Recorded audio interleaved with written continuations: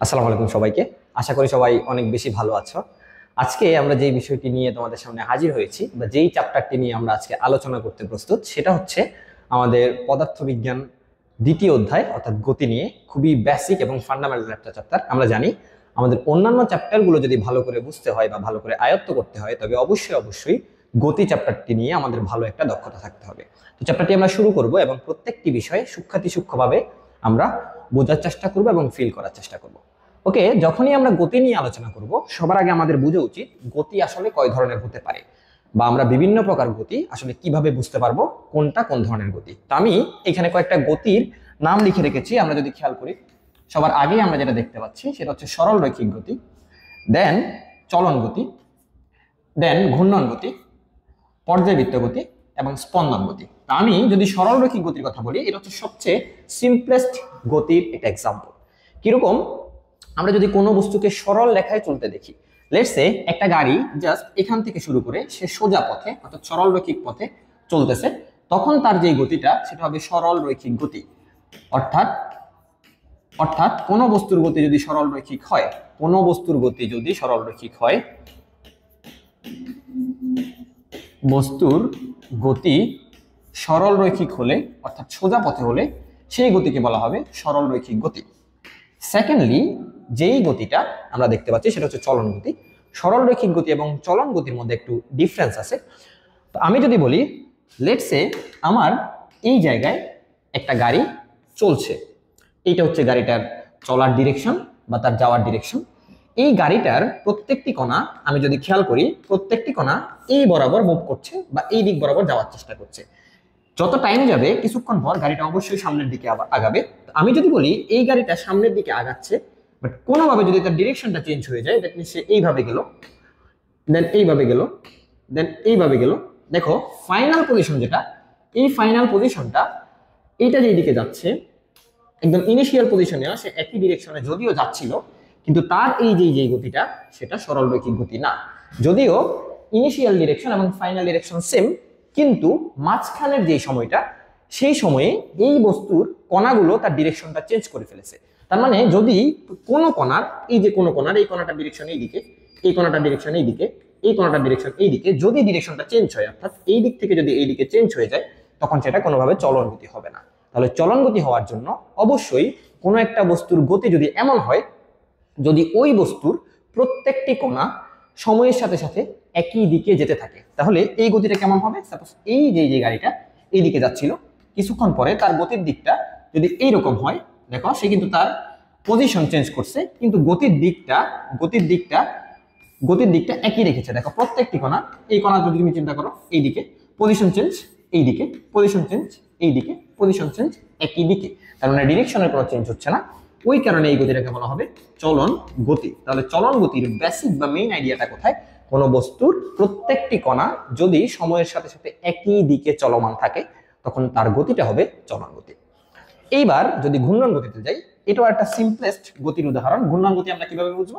কোনো একটা বস্তু যদি কোনো একটা বিন্দুকে কেন্দ্র করে একটা বৃত্তাকার পথে ঘুরতে থাকে, নর্মালি একটা বৃত্তাকার পথে ঘুরতে থাকে, তখন তার গতি যেটা সেটাই হবে আমার ঘূর্ণন গতি। সাপোজ আমি একটা বৃত্তাকার পথ চিন্তা করলাম, লেটস সে এইটা হচ্ছে আমার একটা সার্কেল। এই যে সার্কেলটা, এই সার্কেলের এইটা হচ্ছে সেন্টার বা কেন্দ্র।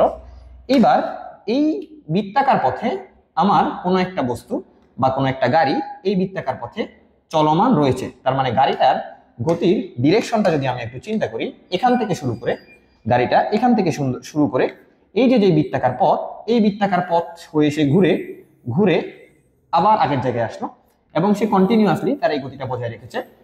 সে এই কেন্দ্রকেই বা এই বৃত্তের যে কেন্দ্র তাকে কেন্দ্র করে চলমান রয়েছে বা ঘুরতেছে। ওই কারণে ওই বস্তুর গতিকে বলা হবে ঘূর্ণন গতি। তাহলে ঘূর্ণন গতি কি? কোনো বস্তুর গতি যদি এমন হয় যে তা একটি নির্দিষ্ট বিন্দুকে কেন্দ্র করে ঘুরতে থাকে, তবে সেই বস্তুর গতি বলা হবে ঘূর্ণন গতি। আমাদের যেই বিষয়টির দিকে নজর দেওয়া লাগবে বা মোস্ট ইম্পর্টেন্ট আমাদের জন্য, সেটা হচ্ছে পর্যায়বৃত্ত গতি। পর্যায়বৃত্ত গতিটা আমাদের জন্য খুবই ইম্পর্টেন্ট। আমাদের পর্যায়বৃত্ত গতিটা যদি ভালো করে বুঝতে হয় কয়েকটা বিষয় আমাদেরকে নজর দিতে হবে। আচ্ছা, আমি যদি পর্যায়বৃত্ত গতিটা নিয়ে আলোচনার চেষ্টা করি, সাপোজ আমার এইখানে একটা বিন্দু আছে, কোন একটা বস্তু এই বিন্দুকে কেন্দ্র করে একটা বৃত্তাকার পথে আবর্তন করতে চায়। একটা বৃত্তাকার পথে আবর্তন করতে চায়, তাহলে এখানে আমার কয়েকটা শর্ত মেনটেন করতে হবে যদি সেটা পর্যায়বৃত্ত গতি হতে হয়। সাপোজ এই যে বস্তুটা এইখানে আছে, সে এই বৃত্তাকার পথে ঘুরে আবার তার ইনিশিয়াল পয়েন্টে ফিরে আসবে। তার মানে ইনিশিয়াল পয়েন্ট বলতে যেখান থেকে সে তার যাত্রা শুরু করেছে, যদি সে সম্পূর্ণ পথ ঘুরে আবার সেই জায়গায় মানে একই জায়গায় ফেরত আসে এবং এইখান থেকে শুরু করে সম্পূর্ণ পথ ঘুরে একই জায়গায় ফিরে আসতে তার যেই টাইমটা লাগবে, সে যদি তার পুনরায় এই গতিটা রিপিট করে, দ্যাট মিনস একবার ঘুরে আসলো টাইম লাগলো 2 সেকেন্ড, আবার ঘুরে আসলো তাতেও টাইম যাতে 2 সেকেন্ড লাগে, আবার ঘুরে আসলো তাতেও টাইম যাতে 2 সেকেন্ডই লাগে। তার মানে প্রত্যেকটা ঘূর্ণনে টাইমের পরিমাণটা বা সময়ের পরিমাণটা একই হতে হবে। এইবার দেখো প্রত্যেকটি বার এই বস্তুটি একই দিকে ঘুরছে, দ্যাট মিনস একবার সে এই পথে এসে এইবার গেছে, দ্বিতীয়বারও সে একই দিকে ঘুরে আবার এইখানে আসছে, তৃতীয়বারও একই দিকে ঘুরে এইখানে আসছে, দ্যাট মিনস তার দিকটা একই থাকতেছে। এখানে একটা কথা, পর্যাবৃত্ত গতির ক্ষেত্রে যদিও আমাদের বইগুলোতে দিক একই থাকার শর্তটা বলা আছে, কিন্তু দিক একই না থাকলেও সেটা অবশ্যই পর্যাবৃত্ত গতি হবে। এবং ফাইনালি আমার আরেকটা শর্ত, সেটা হচ্ছে এই যে কাজটা এই বস্তুটা করতেছে, মানে এই বৃত্তাকার পথে ঘুরতেছে, এই কাজটা একবার করে থেমে গেলে সেটা পর্যাবৃত্ত গতি হবে না। তার মানে এই জিনিসটা রিপিটেডলি হইতে হবে, মানে বারবার করতে হবে। তাহলে পর্যাবৃত্ত গতি হওয়ার ক্ষেত্রে আমরা 4টা শর্ত মাথায় রাখবো। নাম্বার 1, একটা নির্দিষ্ট বিন্দুকে কেন্দ্র করে ঘুরতে হবে বা একটা নির্দিষ্ট বিন্দুকে বারবার অতিক্রম করতে হবে। নাম্বার 2, নির্দিষ্ট সময় পর পর অতিক্রম করতে হবে। নাম্বার 3, একই দিক থেকে হইতে হবে, যদিও এটা নট নেসেসারি যে একই দিক থেকে হতে হবে, আমাদের বইগুলোতে একই দিকের কথা উল্লেখ থাকলেও আমরা যদি একই দিক উল্লেখ নাও করি সেটা পর্যাবৃত্ত গতি হবে। এবং ফাইনালি এই কাজটা রিপিটেডলি মানে বারবার হতে হবে, তাহলে সেই বস্তুর গতিকে বলা হবে পর্যাবৃত্ত বস্তুর গতি। অর্থাৎ কোনো বস্তুর গতি যদি এমন হয় যে সে তার গতিপথের একটা নির্দিষ্ট বিন্দুকে কেন্দ্র করে, প্রথম শর্ত, নির্দিষ্ট সময় পর পর, দ্বিতীয় শর্ত, বারবার, তৃতীয় শর্ত, এবং একই দিক থেকে অতিক্রম করে, তবে সেই বস্তুর গতিকে বলা হবে পর্যায়বৃত্ত গতি। হোপফুলি সবাই বুঝতে পারছি। এইবার দেখো পর্যায়বৃত্ত গতিটিরই আরেকটি রূপ যেটা আমরা আলোচনা করব, সেটা হচ্ছে স্পন্দন গতি।